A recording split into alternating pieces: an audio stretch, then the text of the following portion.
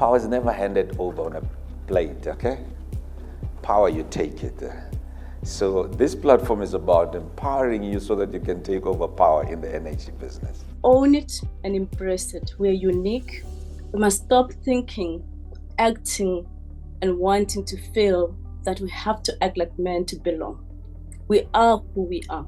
Europe particularly is putting a lot of regulations on what they consider sustainable from their perspective, which could make us, even if we decarbonize, still not be able to access those markets. So as South Africa, we need to design our own trade competitiveness from our own perspective and from our own endowment. And all we are saying is that every part of South Africa must have electricity at an acceptable level, always available and affordable.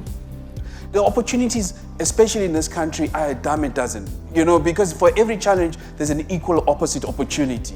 So maybe we should start inculcating that, look, dude, you're on your own, you gotta do it yourself kind of thing. So it takes a bit of guts and determination, but there are amazing success stories in this industry. This summit really endeavours to advance the women's participation within the energy sector by drawing on the experiences and insights of leading energy sector players, sharing strategies of how women can really advance their career and shape their future. We are in the company of women who have crawled in order for young women like us to walk, and also for us to be able to chart our own path with respect to the just energy transition, with respect to sort of like the changing dynamics of the socio-economic landscape that comes with being a woman in energy. This is a call for action for every participant, everyone, to make sure it's not enough to talk about diversity and inclusion, because that's an easy path to recruit, to bring people in, to bring women in. But what do we do to retain? Let's come together and let's build something that we'll be proud of for the country. Let's shift it. We can't be talking the social landscape and the energy poverty in the next 5 years or 10 years, guys, while we are under our watch. I cannot be the person who's on the other side complaining and not making a change. And Paul was talking about the fact that we must get away from the transactional and also look for the opportunities.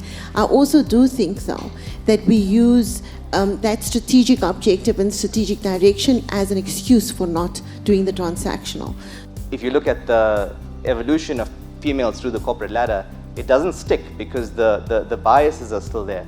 And I think as men, we need to be much more conscious about those things and make an active effort to try and be more inclusive in the workplace and more inclusive in the way we build culture. That's important that we integrate women at all levels in the value chain, but I really have focused mostly on the early career, because if you're at the higher level like Priscilla and Dr. Malley, you already figured it out. The question is, can we get 10 Priscillas or 20 Dr. Malleys, not just one? We need to stop always seeking female sponsors and female mentors when the power is sitting with men in the boardrooms.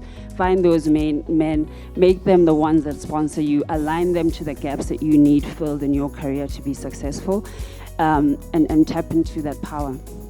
In most of these conversations, I think we talk about where these opportunities are, and it's good for people to understand where they are. But increasingly, Prof, would like to hear what other peoples have done so that leaders can copy. What are the practical instruments that have been implemented that have enabled women to access their opportunities? Because then we can replicate the great models that are available. We don't realize how much you have to expand your capabilities, because a lot of these opportunities, you won't get them with limited capabilities. You expand your capabilities so that you are able to receive this. The only way we're going to be able to penetrate through these industries is when we come together, Paul. Is if we come together and play as a team. Because alone I can only do so much, but as a team we can do even bigger things. When you're in boardrooms, mention other women's names. That for me is a key takeaway. Look for opportunities and grab them and have fun, because we are women. Women need to really, push themselves in getting what they need to get. And obviously networking, and I've seen, quite influential women around here. And I'm hoping after today, I'm probably going to be changing my job and, you know, look at something else. For the ladies that are here, we mustn't be selfish in terms of sharing this knowledge and experience with other women who couldn't attend, so that in future they can also avail themselves, to attend.